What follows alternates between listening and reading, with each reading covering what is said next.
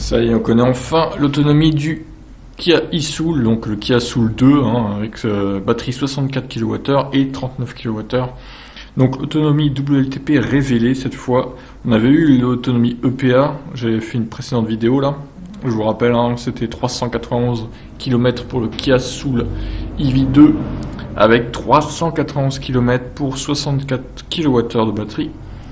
La version 30 kWh, bon, l'ancien Kia Soul avait 178 pour info. Et donc le Kia Soul EV 64 kWh a plus d'autonomie EPA que le Kia Niro, mais moins que le Kona. Donc on va voir un peu le WLTP ce que ça donne. Alors,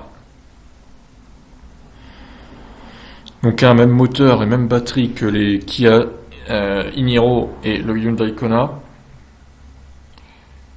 Et donc, pour la version 39 kWh, on aura 277 km d'autonomie WLTP. Et pour la 64 kWh, 452 km WLTP, soit 3 km de plus que le Kona et 3 de moins que le Niro. Bah voilà, c'est incroyable ces différences là.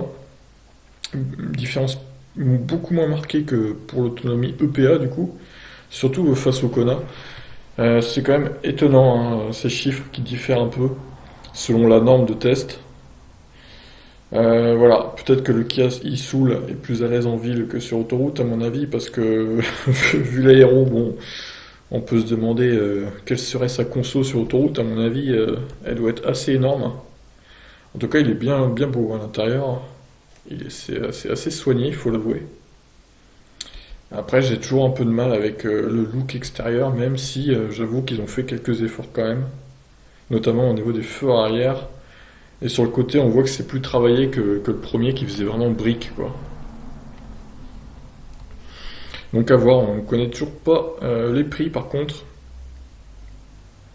Alors là, je vois quand même que ce sera 70 kW la puissance max, donc il n'y aura pas de 100 kW, ça sera 70. Donc voilà. Bon après, le Kona et le Niro, ils se chargent autour de 70 aussi, donc ça changera pas grand chose je pense. Donc voilà, plus qu'à attendre le prix maintenant de ce Kia e-Soul qui devrait arriver dans les prochains mois en France. Allez, je vous laisse. Ciao tout le monde.